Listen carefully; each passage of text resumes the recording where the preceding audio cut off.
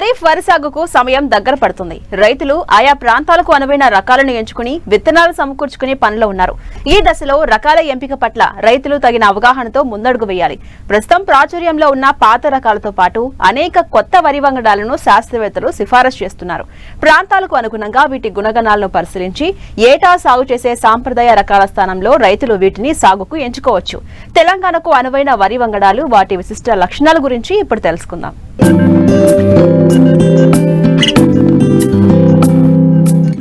తెలంగాణ రాష్ట్రంలో ఖరీఫ్ వరి సాగు విస్తీర్ణం 60 నుంచి 65 లక్షల ఎకరాలు. దాదాపు అన్ని జిల్లాల్లోనూ కాలువలు, చెరువులు, బోరుబావుల కింద వరి సాగుతోంది. ప్రస్తుతం వరిలో అనేక కొత్త వంగడాలు అందుబాటులో ఉన్నాయి. చెరువులు, కాలువల కింద దీర్ఘకాలిక వరి రకాలు ఎక్కువగా సాగులో ఉండగా, బోరుబావుల కింద స్వల్పకాలిక రకాలు అధిక విస్తీర్ణంలో సాగవుతున్నాయి. రైతులు పాత రకాలకు స్వస్తి చెప్పి అధిక దిగుబడినిచ్చే నూతన రకాల వైపు దృష్టి సారించాలి. సరైన రకాన్ని సరైన సమయంలో సాగు చేస్తే ప్రతికూల పరిస్థితులను అధిగమించి 50% దిగుబడి సాధించినట్లే. మిగతా 50% సాగులో మనం పాటించే యాజమాన్యంపై ఆధారపడి ఉంటుంది. లేకపోతే ఎంచుకున్న రకం దిగుబడి సామర్థ్యం అధికంగా ఉన్నా ఆశించిన ఫలితాలు రావు. కాబట్టి రకాల ఎంపిక, సాగు చేసే సమయం, పంట కాల పరిమితి అనేవి వరి సాగులో కీలకమైన విషయాలుగా పరిగణించాలి. ఖరీఫ్ కు అనువైన రాజేంద్రనగర్ వరి రకాలు, వాటి గుణగణాలను తెలియజేస్తున్నారు రాజేంద్రనగర్ వరి పరిశోధనా స్థానం ప్రధాన శాస్త్రవేత్త డాక్టర్ చంద్రమోహన్. తెలంగాణ రాష్ట్రంలో వరి పంటని ప్రధాన పంటగా వానాకాలం మరియు యాసంగిలో సాగు చేస్తున్నాము. గత 4-5 సంవత్సరాల క్రితం వరకు వరి పంట రాష్ట్రంలో కేవలం 40 లక్షల ఎకరాలలో మాత్రమే సాగయ్యేది. ప్రస్తుతం రాష్ట్రంలో పెరిగినటువంటి సాగునీటి వసతి వల్ల ప్రస్తుతం ఈ సంవత్సరం కనుక చూసుకున్నట్లయితే సుమారు 1 కోటి నుంచి 1,20 లక్షల ఎకరాల వరకు వరి పంటని వానాకాలం మరియు యాసంగి పంట కాలాల్లో సాగు చేస్తున్నాం. అంతకుముందు కేవలం 25 లక్షల ఎకరాలలో సాగేటువంటి వానాకాలం వరి పంట ప్రస్తుతం 60 నుంచి 65 లక్షల ఎకరాల వరకు సాగు అవుతూ ఉంది. వానాకాలంలో సాగు చేసే వరి రకాలలో వివిధ రకాలను కనుక మనం గమనించినట్లయితే ఈ మధ్య కాలంలో విడుదలైనటువంటి నూతన రకాలు ముఖ్యంగా రైతాంగానికి తెలవాల్సినటువంటి అవసరం ఉంది. అందులో ఒకటి RNR 11718. ఇది రాజేంద్రనగర్ పరిశోధనా స్థానం నుంచి 2021 సంవత్సరంలో రాజేంద్రనగర్ వరి 1 పేరుతోని విడుదలవ్వటం జరిగింది. ఈ రకం పంటకాలము 140 రోజులు. గింజ సన్నంగా ఉంటుంది, కానీ BPT 5204తో పోలిస్తే కాస్త లావుగా అనిపిస్తుంది. ఈ రకము అన్నం నాణ్యత కూడా బాగా ఉంటుంది.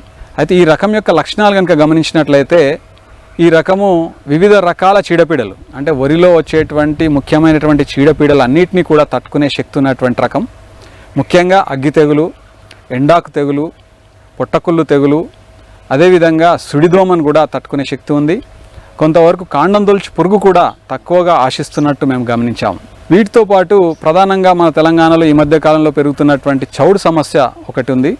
ఈ చౌడు నేలలకు కూడా ఈ RNR 11718 అనేటువంటిది అనుకూలంగా ఉన్నట్లు గుర్తించాము. అయితే ఈ రకాన్ని కనుక మనం ఈ వానాకాలంలో సాగు చేసుకుంటే మంచి దిగుబడులు పొందవచ్చు. చీడపీడల సమస్య కూడా తక్కువగా ఉంటుంది కాబట్టి సాగు ఖర్చు కూడా తక్కువ అయ్యేటువంటి అవకాశం ఉంది. అలాగే మరొక రకము RNR 15048 తెలంగాణ సోనా అనే పేరుతోనే 2015లో ఈ వ్యవసాయ విశ్వవిద్యాలయం నుంచి విడుదల చేయడం జరిగింది. ఈ రకం ఇప్పటికే చాలామంది రైతాంగానికి పరిచయం. అలాగే లక్షల ఎకరాల్లో మనం సాగు చేస్తున్నాం. ఈ రకం యొక్క లక్షణాలు కనుక మనం గమనించినట్లయితే ఇది 125 రోజుల పంటకాలం. అయితే ఈ రకానికి ఫోటో సెన్సిటివిటీ అనేటువంటి ఒక లక్షణం ఉంది. ఫోటో సెన్సిటివిటీ ఉండడం వలన తొలకరిలో కనుక, అంటే మేలో కానీ లేదా జూన్ మొదటి వారంలో కనుక మనం ఈ విత్తనాలను కనుక వేసుకున్నట్లయితే పంటకాలం సుమారు 20 నుంచి 25 రోజులు పెరుగుతుంది. అంటే 125 రోజులకు గాను 150 రోజులు కూడా పట్టే అవకాశం ఉంది. అదేవిధంగా ఈ తొలకరలో కనుక వేస్తే ఈ ఫోటో సెన్సిటివిటీ వల్ల ఎత్తు కూడా కొద్దిగా ఎక్కువగా పెరిగి పడిపోయే అవకాశం ఉంది. కాబట్టి ఈ రకాన్ని ఆలస్యంగా వేసుకోవడానికి మాత్రమే అనుకూలం. ఒకవేళ అనివార్య కారణాల వల్ల ముందుగానే వేసుకున్నట్లయితే సరి అయినటువంటి యాజమాన్య పద్ధతులు, అనగా ముఖ్యంగా నత్రజని ఎరువులు ఎక్కువగా వేయకపోవటము, తర్వాత ఈ రకంకి ఎక్కువగా డ్యూరేషన్ అంటే పంటకాలం పెరుగుతుంది కాబట్టి దాన్ని గమనించి మనం సాగు పద్ధతులు పాటించాలి. ఈ రకం యొక్క గింజలు కనుక చూసుకుంటే చాలా మిక్కిలి సన్న గింజగా ఉంటుంది. తర్వాత ఈ రకంలో నూక శాతం కూడా చాలా తక్కువ. అంటే మనం వడ్లని కనుక మనం మర పట్టించినప్పుడు ఒక 100 కిలోల వడ్లు పట్టిస్తే దాదాపుగా 60 నుంచి 62 కిలోల బియ్యం వస్తాయి. కానీ ఈ రకంలో 65 నుంచి 66 కిలోల వరకు బియ్యం వచ్చే అవకాశం ఉంది. కాబట్టి మిల్లర్లు కూడా ఈ రకాన్ని ఎక్కువగా కొనుగోలు చేయడానికి చూపిస్తున్నారు. అదేవిధంగా ఈ రకంలో ఈ అగ్గి తెగులు ప్రధానంగా వచ్చేటువంటి తెగులు వరిలో ఈ అగ్గి తెగులను కూడా సమర్థవంతంగా తట్టుకునే లక్షణం ఉంది. అన్నం నాణ్యత కూడా చాలా బాగుంది. వీటితో పాటు గ్లైసిమిక్ ఇండెక్స్ అనేటువంటిది కూడా ఈ తెలంగాణ సోనా RNR 15048లో తక్కువగా ఉంటుంది. ఈ గ్లైసిమిక్ ఇండెక్స్ తక్కువగా ఉండడం వలన ఈ షుగర్ వ్యాధిగ్రస్తులకు కూడా తినడానికి అనుకూలంగా ఉన్నట్లు గుర్తించాము. తర్వాత దిగుబడి కూడా ఎకరానికి 28 క్వింటల వరకు వచ్చే అవకాశం ఉంది. కాబట్టి ఈ వివిధ రకాల లాభాల వలన ఈ రకం ఇప్పటికే మన తెలంగాణ రాష్ట్రంలో సుమారు 10 లక్షల ఎకరాలలో సాగవుతుంది.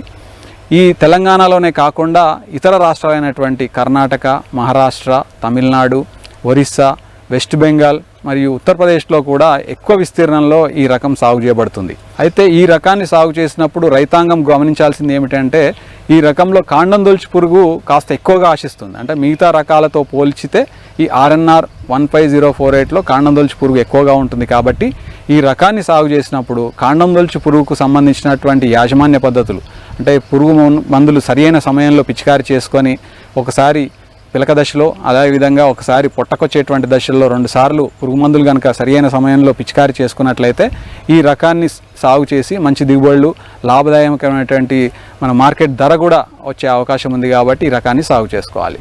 అదేవిధంగా మరొకటి RNR 21278 అనేటువంటిది RNR 264845 మరియు ఈ NLR 34449 రకాలను రెండింటిని సంకరపరిచి తయారు చేసినటువంటి రకం. ఈ రకము పంటకాలం 115 నుంచి 120 రోజులు. ఈ రకం గింజలు కూడా సన్నగా ఉంటాయి. అంటే సాంబా మసూరి BPT 5204 మాదిరిగానే ఉంటాయి.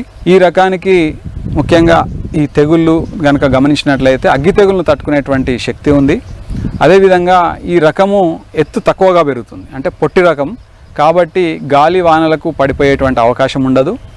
ఎక్కడైతే స్వల్పకాలిక సన్నగింజ రకాలు సాగు చేసుకోవాలనుకుంటున్నారో ఆ పరిస్థితుల్లో అన్నం నాణ్యత కూడా బాగుంటుంది. కాబట్టి తక్కువ రోజులకు సాగు చేసుకునేటువంటి స్వల్పకాలిక రకాల్లో ఈ RNR 21278 అనేటువంటిది ఈ రాజేంద్రనగర్ వరి పరిశోధనా కేంద్రం నుంచి 2022లో రాజేంద్రనగర్ వరి 4 పేరుతో విడుదలైంది.